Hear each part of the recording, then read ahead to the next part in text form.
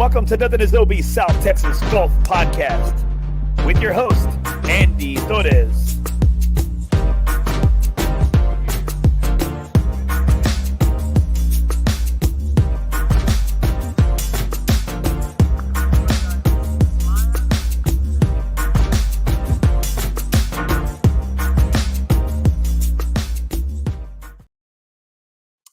All right, guys, thanks for joining the show. Welcome to Nothing Is Obi South Texas Golf Podcast, episode 105. Now, tonight's special guest is the GOAT of sports journalism writing, or golf writing here in Texas. I'm going to bring on here in the show, Art Stricklin. Now, he's the man. Not only does he write amazing or type amazing, but man, he also talks a good game as well. Now, he's going to kind of help us kind of break through and break down some of what occurred yesterday, the bomb that was dropped in the golf world. It's a great day to be in the golf media business. Now, before we get into everything, I'm going to go ahead and talk just a little bit about my presenting sponsor. We have FOREBROS Tour. Thank you so much to the sponsorship for FOREBROS Tour. Never golf alone again. You can check us out on Facebook, on Unknown Golf. Now, we have our next event will be June 17th, Saturday at beautiful The Bandit Golf Course in New Braunfels, Texas, for bogeys and stogies. Please check us out on Unknown Golf, Facebook for scheduling, events, games. We got it all. King of the Par 3s, net, gross, skins. We got it all. Never golf alone again. We have a home from you. All right.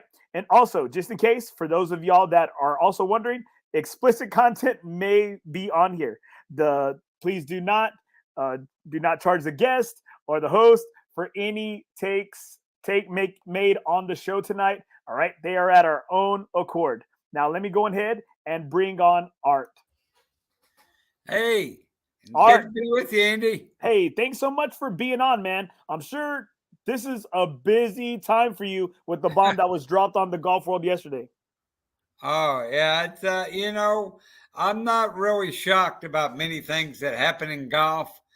Probably Tiger's car wreck in Los Angeles a couple years ago, last time. But, yeah, it's shocking development yesterday. I mean, for them to come out with a merger after spending 2 years talking about loyalty and, legacy and, we're going to see these guys and these are Saudi bad people. And then to just say, never mind, we're going to merge with them after all. That's pretty shocking. Now, all right. So tell me. So how have you been, Art? I haven't seen you in a while. How are you doing? We got a big media day coming up next week. Yeah. How are you doing? Your hometown. Yeah. That's right. My hometown. You've already promised to show me the Andy Torres statue when we get there. So I'm coming early for that. I don't even wait. I'm coming early. Hey, well, you know what? It's if I have to show you around, you're going to be in some dark alleys, and you know what? You might get roughed up a bit. Okay, so you know what? You have to turn in before the sun sets in Corpus Christi. Yeah. Well, as long as you're showing me the taquerias and the important stuff, I'm good with that. But yeah, I really, busy time, as you know. I mean, I saw you obviously at Texas Open, at the Byron Nelson and Colonial, women's, Dinosaur, LPGA in the Woodlands, PGA Senior first event at PGA Frisco, and Web Golf, the former Web Golf event up in Tulsa. So, yeah, super busy time. I was able to get away for an awesome trip to Scotland last 10 days, and I come back and drop a bomb on the golf world. So that's the way it goes sometimes. How was your trip? I saw your pictures. I'm just like, man, dude, you're just living the life. You are living the life right now. We took 8 guys. I think I told you that about 3 years ago, I started a golf travel company called The Art of Golf Travel. Very original name, The Art of Golf Travel. And we took 8 guys. I think 6 had never been there before. So, like one guy told me, and he said, I've waited my whole life to play the old course in Scotland. And so to have a chance to do that is just pretty awesome. We got to play down at Turnberry, where they've had a bunch of opens there. Spectacular, right on the coastline.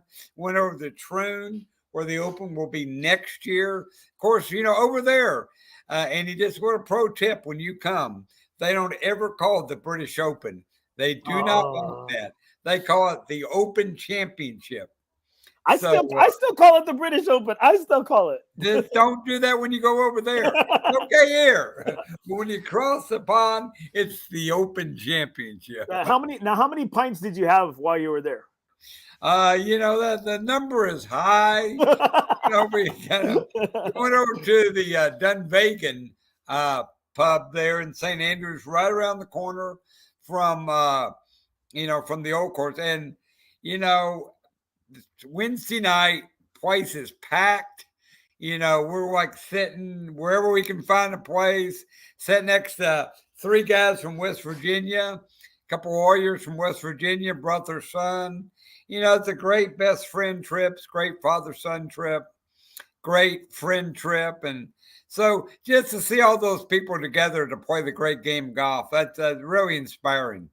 Oh, that's beautiful, man. That's beautiful. And then waiting for you back here, man, it was a train wreck. It was a train wreck. And you know what? That nobody, none of the players saw coming. Well, except for Rory. It seems like from Rory's interview today that he kind of had an inkling that something was going down. Everybody kind of kept this close to the vest. Yeah, I just, I feel bad. I got to admit, I feel bad for guys like Rory, maybe Tiger, obviously Scotty Scheffler, Jordan Spieth, even Jimmy Walker, that, the tour preached loyalty for 2 years, loyal to the tour. Don't go to LIV. Come with us. Your legacy is with us. You're a PGA Tour golfer.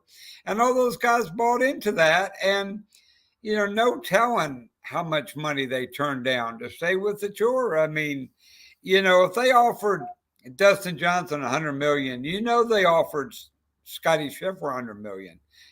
Jordan Spieth. I mean, I know there's a young golfer here in Dallas, Pearson Coody. Grandfather's Charles Coody, won the Masters, and he's just starting out. They offered him $6 million for 2 years, which is not $100 million, but still $6 million for 2 years, and he turned it down because he said, "Hey, I want to be a PGA Tour golfer." Well, now he's partnering with guys that he turned the money down from, and basically they're working for Saudi Arabia. They've got the most money. They're going to run the show. I mean, Jay Monahan can say whatever he wants to about being commissioner, but he doesn't have the money in the deal, and he's not making the final decision. The Saudis are. And, it's just a shocking day all the way around. Really is. And I think Rory, did you see Rory's interview today? I did. Yeah, I saw part of that. And I give him credit because you can see how he was trying his best to kind of stay true to himself, but he was also trying to navigate his way in and around, some of the tough questions that were being asked. And I'm sure as being a golf journalist and being in this game for as long as you have, you appreciate somebody like Rory because, he'll give you the takes, right? Yeah, and he just said, he said, I kind of felt like a sacrificial lamb on that. And I think that's true. I mean, I don't know how you could trust the commissioner. If you're a PGA Tour player, how can you ever trust what the commissioner ever says? I mean, he basically lied to you for 2 years, preaching loyalty and, stay with us and we'll get you the money and things are going great. And then without telling anybody, without telling Tiger, come on, dude, without telling Rory, without telling any of these guys, he negotiates a partnership where the PGA Tour is basically the junior partner right now. I just, I don't know. I think really, and we can get into this later on if you want to, I just think that there's no incentive for any LIV golfers to come play on the tour now. There's none. They've already got their LIV events, which obviously is done. They've got the 4 majors, which they're all qualified for. So what's your motivation to come back and play Texas Open or Byron Nelson or Quinn? I don't think you have one. And then I think that the fact that, PGA, the way I understand it, and obviously there's a lot that hasn't been decided, but I think PGA Tour golfers can now play whip golf events, and so I think that just takes away from playing. If you could play a whip golf event for 20 million, or play wherever, Texas Open or wherever, for 8 million, math wasn't my best subject, but even I could figure that out. So very interesting to go forward. A lot of unknown things, and going to be very interesting. Really is. And you know what? As long as you've been in the game, you know what? You showed it to me when you went to Augusta. Like, hey, guys in the media, guys who started out at papers, who've been with magazines, y'all stick together as a band of brothers. Now, I got a comment right here, and this is in reference to this. Art, what are your thoughts on how the media portrayed LIV as the Saudi-backed golf league? Is it now okay to refer to the PGA Tour as the Saudi-backed PGA Tour? I think it's very okay to do that. Like, I think that would be accurate to do that. And, again, say what you want about the Saudis, this or that, or what they've done, what they want to do. But, by merging with them and by taking their money, they're the clear winners here. I don't know how you can spin it. And also, I was talking to a radio station today up in Waco, where I was on, and they brought up an interesting point that I had not really thought about. So now that obviously the Saudis are running the PGA Tour, certainly a major partner of the PGA Tour, and what's to prevent them from bidding on a NFL team, bidding on a NBA team? I mean, obviously, they're very big into soccer. Soccer is big. They own several teams in Europe, Premier League, very big in Formula One, very big in horse racing. So now that they've kind of, got their toehold in the, if the whoever, Denver Nuggets are for sale, or, the Spurs ever come up for sale or something, who's to say that? Because obviously what the PGA Tour has done is said, hey, money over anything. Forget principle, forget leverage, forget whatever. You got the most money, we're in. And so, you know this better than me, Andy. I doubt this ever happens, but say it does happen and the Spurs come up for sale, and there's a bid of, I don't know, $2 billion to buy the Spurs, and the Saudis say, hey, we'll give you $4 billion and to run the Spurs.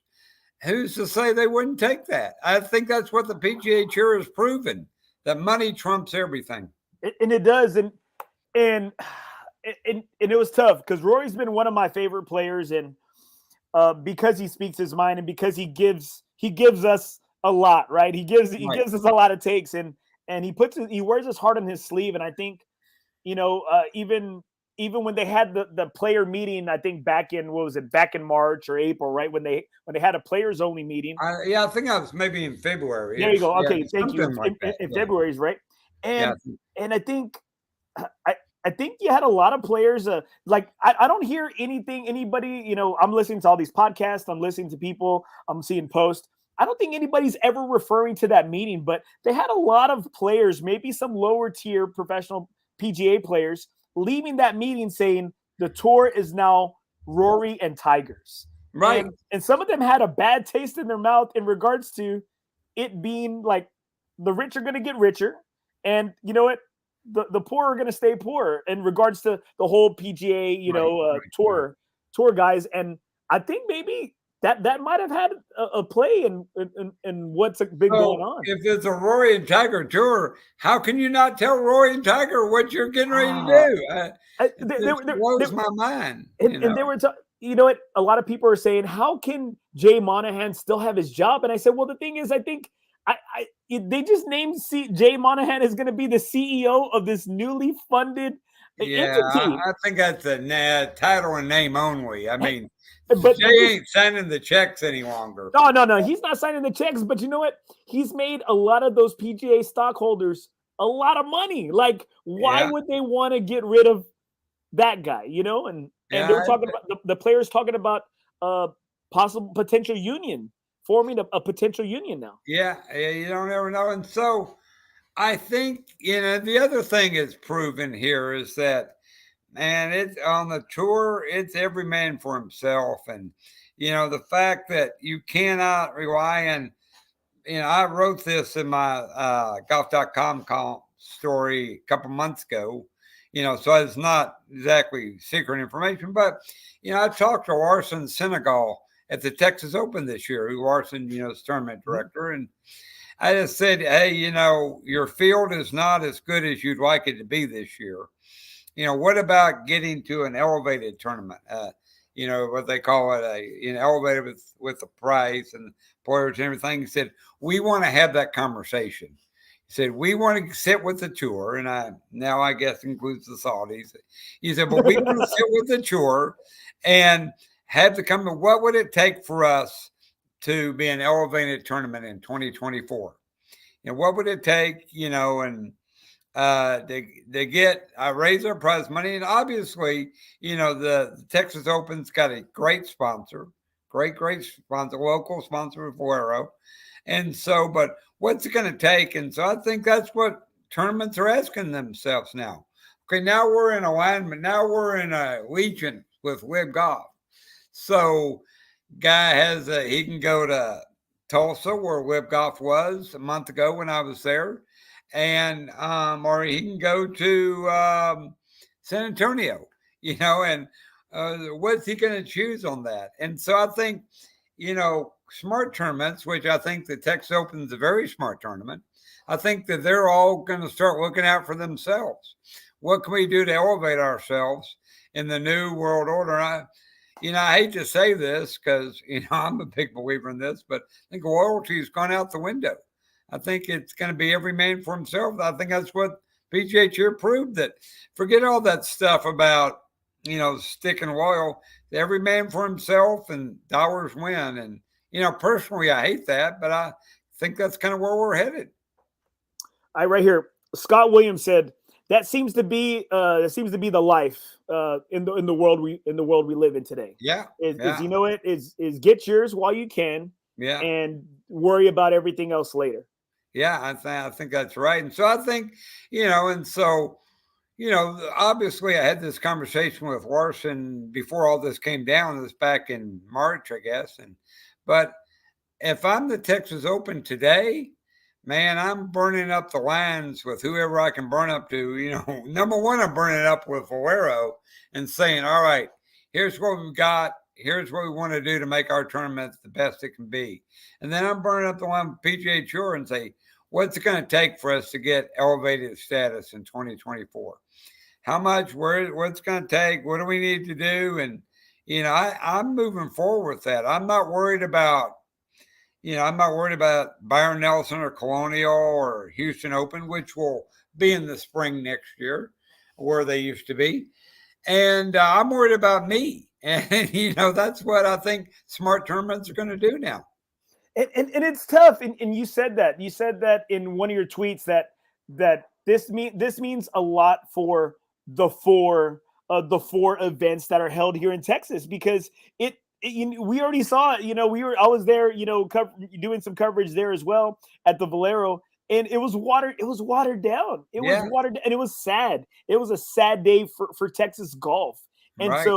so this is going to put a lot of heat and a lot of what. Okay, so what now? What are you going to do? Like, what's next? Right. What's the draw? Like, what's the draw? How can we look out for ourselves? Not look out for, the tour. What is the best thing for us? And, I've seen people say that there's going to be more team events now. And, maybe there's a Live Golf Tour team event, and maybe that comes to the PGA Tour. I don't know. Good question is, I think a lot of people here in San Antonio know Abraham Answer, who, Mexican guy, but practices out at Oak Hills a lot. And has worked with some of those people. Does he come back? Does he have any motivation to play at the Texas Open? I don't think so. Yes, he just wants a home game, but what are we going to do to get the Abraham answers at our event next year? Yeah, That's what I'm looking for. because he's a favorite, and even the year before, he pulled out. He pulled out there was some rumors that he had COVID. Right, you don't know unless you physically find out unless you physically right, find out yourself, right? right, But right. but he, maybe some say it was exhaustion because he did have a good year going into the Masters last Hmm. year. So it's like, there was a lot of things swirling around him, but he even pulled out. So now to try to keep some of that, I mean, I'm not going to say homegrown talent, but I mean, he makes his home here in San Antonio. It's like we need those guys, and he Yeah, was an up and comer. yeah, absolutely. I think that I talked to Jimmy Walker at Colonial a couple weeks ago, week after last, and he is very staunchly for the tour, and is for the tour at all times. And now, what's he thinking? And these guys have all been successful, but I just think that guys have given up money, like a young player here in North Texas, Will Zalatoris. Um, Second in the Masters last year, won last summer, first PGA Tour event. He's got back surgery and he's laid up and things. He turned down $75 million to go to Live Golf because he wanted to stay on the PGA Tour.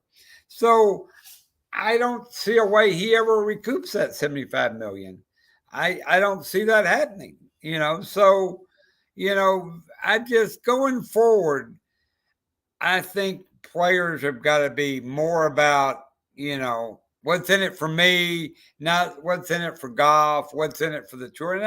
And personally, I hate that, but I think that's what the tour has proven over the last 24 hours, 48 hours, that, hey, we're going for what's best for us, and don't worry about you guys because we say we're a player-driven league, but when it comes down to it, we're a money-driven league. And right now, Saudis have the biggest check. And Rory, and it was kind of disheartening to hear Rory say that. Like, he said, that if they want golf, they want to be in golf. They Right. want golf. So if they continually want golf, like, how can you fight them if they have the biggest pockets? Like, Right. if they have the biggest pockets, he goes, and Rory says it, and it hurt to hear him say that. He goes, they're not going to stop. And it's like, he said this, but how much do you believe that? Well, they're bringing this money in, and what we plan to do is hopefully to do the right thing with that money. And how much do you believe? I mean, because you can't believe crap that comes out of Jay Monahan's mouth. Right. Yeah. How can you believe that? I don't know how you can, and I mean, and so we had talked about this before, Andy. As the guys that I had the most respect for, on web were guys that have said, "Hey, we took the money because money was great," and David Faraday said, "Why did you go to Web Golf? They offered me a whole lot of money." What I mean? Hey, David, you're a Dallas guy. We like all honest Texas. I mean, that's exactly right. And so I just, be interesting to see Harold Varner, who's a golfer out of North Carolina, young guy. He just said, somebody said, "Why did you go to Web Golf?" He said, "Life changing money for me and my family and my foundation." That's Generational, 100% honest. generational money, Yeah, generational. I mean, that's as honest as you can get. And so the guys that turned that down and then saw all their loyalty just shoved back in their face.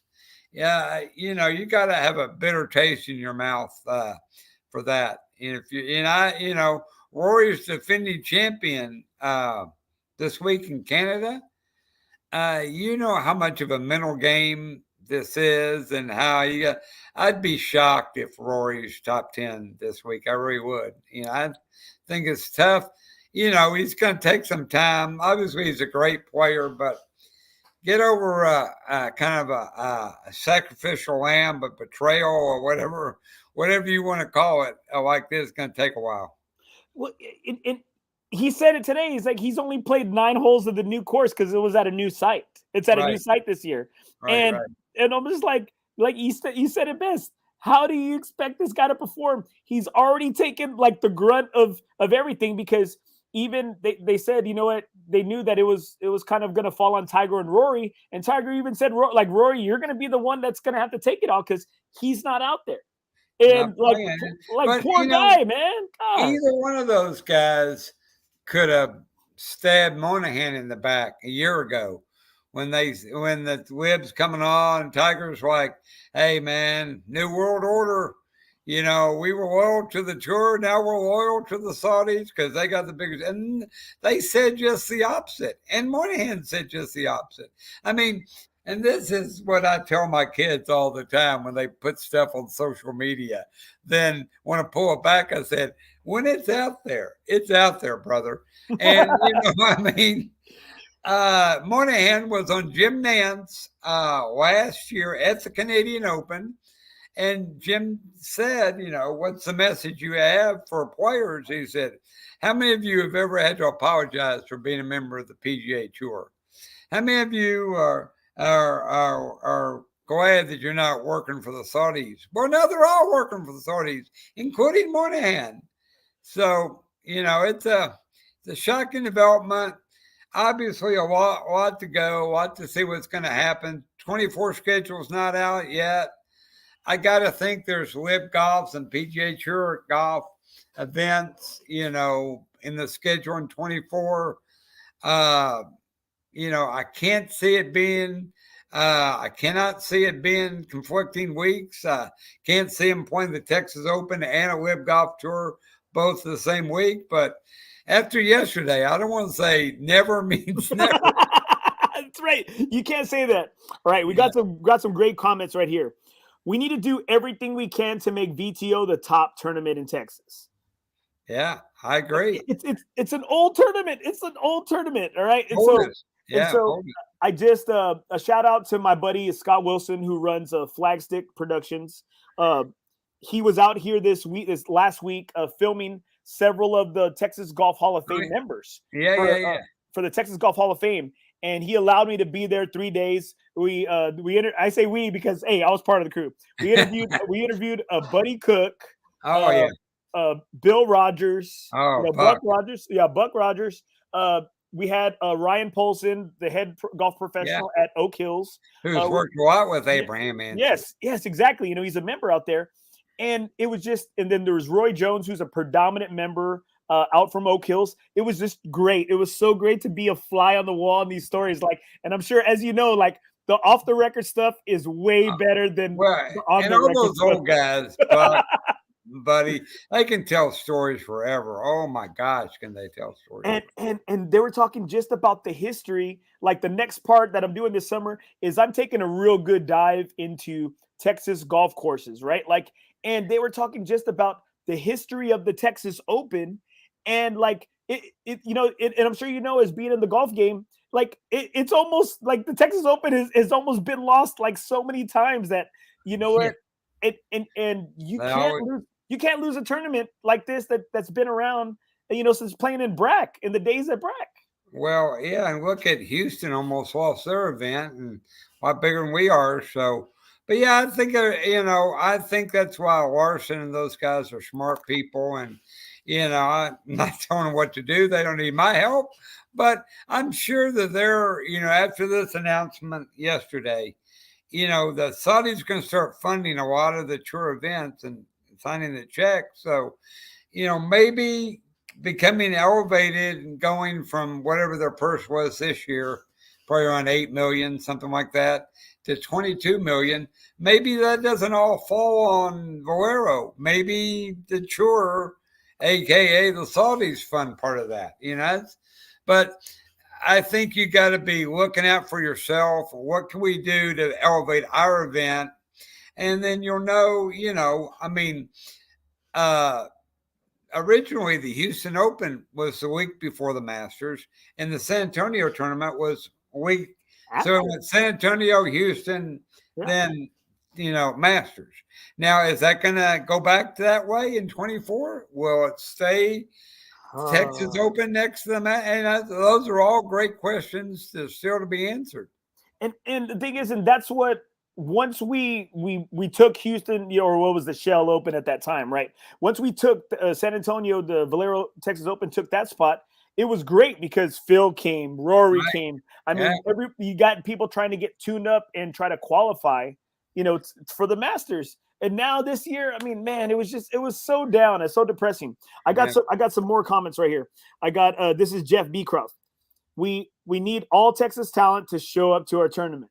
How frustrating is that for you, which knowing how much talent we got that are PGA members here in this state and they don't show up? Yeah. And I tell you what, Justin Winter told me a long time ago, and I saw him in Houston back when he was playing in the 90s. And as they say, kids, if you ever heard of Justin Winter, just Google it. I mean, he was a great Texas player, in the 90s, won the British Open, hit one of the greatest Ryder Cup putts of all time. Was it Brookline, right? The putt at Brookline. Brookline. Anyway, Justin Winter tells me, he says, Art, I always think Texas players should play Texas tournaments. And I think is that great? You know who's the absolute best on that? And he doesn't, a lot of people don't hear about him because he didn't win all the time. Ryan Palmer out of Colleyville up here in North Texas. Ryan Palmer does not miss a Texas event. And, he's like all these guys. He can play anywhere he wants to. Nobody says he's got to play here. Ryan Palmer was in San Antonio this year. He was in Houston last fall. I mean, Ryan Palmer is the standard bearer for that. Jordan took a week off to try to get ready for the Masters. Scotty, a defending champion at the Masters this year. He took time off. Will skipped the Texas Open, played in Austin, skipped the Texas Open, then he had back surgery. So it's tough to do it. Jimmy Walker's obviously here. But a lot of good players out there. We just got to get them playing Texas events. I got Scott Williams right here. I think Jay saw that Rom was looking at Liv, so he jumped on it before Rom. Yeah, and maybe so. Maybe they'll split the money now. Man, what a kettle of fish that and your policy board apparently hires Jay, but he didn't let him know what he was doing ahead of time. So okay, so tell me this as somebody, and as we kind of get to the end of this podcast right here, tell me, for being in the game as long as you have and covering these PGA events, being to the Masters and being, around these sponsors and big business, how do you think this is all going to go down in that corporate world and seeing that, hey, we don't want our money with that Saudi money? Yeah, it's a good question. I mean, obviously, and no expert on these things, but obviously the Saudis are involved in a ton of stuff and ton of companies. And, obviously in the oil industry, they're huge, but a lot of different things. So I don't think you can say we don't want any Saudi money, because then what are you going to drive your car with? I mean, so those are all good questions. I think that most corporate people will say, hey, this brings more money to us. One thing I have heard talking to some tournament directors is that they're like, hey, you want us to pony up, but you can't guarantee what players will be here. And I'm not saying this happened because, I don't know. I mean, I'm not in touch with these people, but what if FOREBROS says, hey, we don't mind re-upping our sponsorship, but are you going to guarantee that Jordan Spieth plays every year, or you're going to guarantee that Brooks Koepka will come by? That sure can't do anything about that. Let's go back to the old days where guys took appearance fees. Yeah. Like, hey, let's put that $500K in their pocket, $1 million. I mean, like whenever tournaments did that with Tiger, they would get it, tenfold. They would get their money back tenfold. Yeah, no doubt. So, and I mean, I've heard people say, well, Webb will pay guys that stay with PGA Tour. It'd be a fun to pay those people off. I don't know. I just think that, and Will Zalatoris is a good example because he's at home right now, sitting on the couch, maybe listening to this podcast because he can't play golf, and he's thinking, man, That's 75 million coming off for Andy Looks nice right here, right? One of the last comments right here. What do you think? This comment's taking up the whole page. Jeff, you're taking up the whole page with your comment, bro. But thank you. Thank you for chiming in. What do you think about a stadium-style atmosphere, something like the waste management, giving it a perceived elevated status by the people, giving players a reason to show up in an elevated event? Yeah, I think that's a good idea. I mean, Byron Nelson did that this year. Byron Nelson, 17th hole, par 3, made a total stadium with all the players there. And Byron Nelson, let's be honest, had the same problem that Texas Open here this year. Not a really good field, but the one recognizable player they had, Jason Day, he won. So sometimes it's good to have a recognizable name win your tournament. Not that I'm denigrating what's his name who won at Texas this year. But, hey, Corey Connors, two-time champion, Canadian in his home country. They say is a household name in his own household. So that's what we want to know. Right here, okay, Scott Williams, and let's see, Scott Williams. You're looking good, Art. Haven't seen you since back in the 90s with Paul Greenwood at the Texas Open. Oh, man, Paul Greenwood, what a legend that guy is. I mean, come on. He would critique my wardrobe before I went out on the golf course. But, yeah, legend. So, yeah, that just shows you I'm old there, Andy's not even on the back nine now. I'm nearing 16, 17, 18, so. But I'm glad to still be in this great business. Now, Art, hey, man, thank you so much for your takes tonight. Just the last thing tonight, and just in case some people don't know, because you having a lot of media guys having to eat their own words. Some are running from it. Some are embracing it. Some are like, I told you so. What was your initial take when this whole live happened? And are you having to bite back any of your words that you said earlier? I just felt bad. I mean, I tell you, if I had been Rory yesterday and when I got this word and I had basically spent a year and a half of my career back in the tour, I think I would have been headed to the bathroom to throw up a couple times. I don't think I can't say that, yes, because basically that's a year and a half of his career. He defended the tour. He didn't have to, obviously, and he did. So I felt really bad for the Texas guys. I felt bad for Rory, and I mean, because that was their livelihood, and they put it out on the line. No one made them do it. They sure asked them to do it. They did it. So strange days indeed. We'll have more to talk about in your hometown on Tuesday. Oh, I can't wait. I'm gonna talk to Jeff. I'm gonna see, right? It's Jeff, right? Jeff Blackburn. Yes. I said I'm gonna talk to Jeff and see if he can put us in the same group. All right. I'm gonna see if we can make that happen. I need to see your game. You know what? Never mind. I'm gonna put it to where you're in the group in front of me, so I can just make sure that I can just I rattle you. Get into me, yeah. Thank you very much. All right, guys, that's Art Stricklin. He is the GOAT of Texas golf writers here in Texas. You can follow him on Twitter.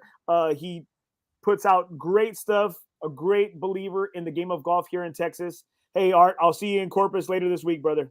Yeah, you got it. And if any of your guys want to go on a great trip like we just did in Scotland, all you have to do is go to www.theartofgolftravel.com. All right. Okay. Because you know what? We've been discussing some buddy trips. So we're going to. Well, we're headed to Tiger's Big Cedar Lodge in September. No, out there in Missouri. Northern Michigan next month. So come on and go with us. Oh, man. All right. That's Art Stricklin. Please follow him on Twitter at Art Stricklin, one of the GOATs in the game for Texas golf writing.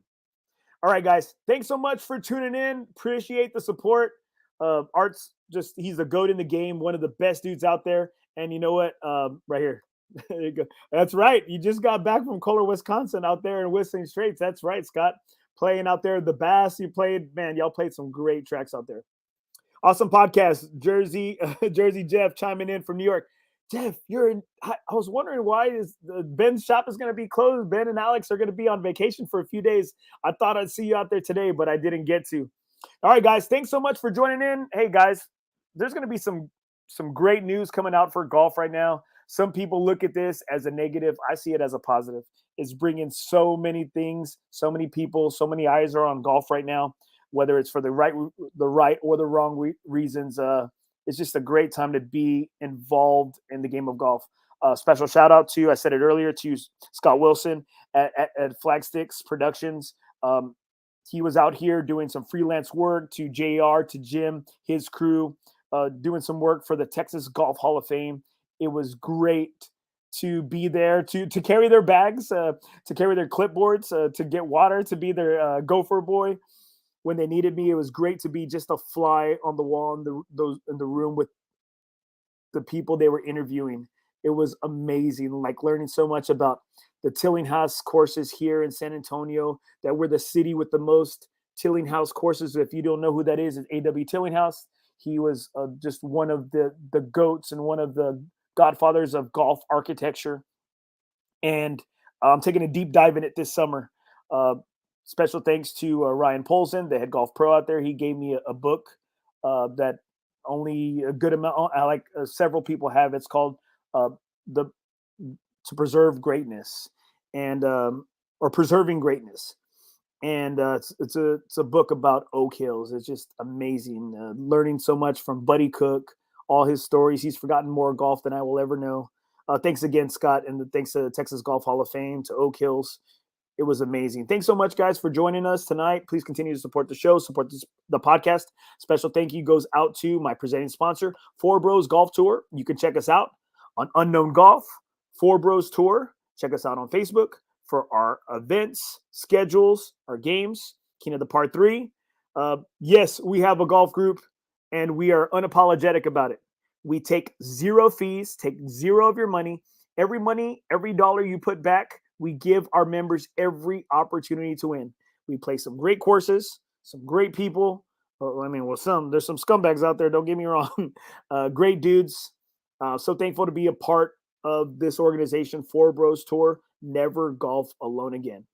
All right, guys, that's the show. Continue to support the podcast. Visit www.nothingobgolf.com. Remember, in the game of life,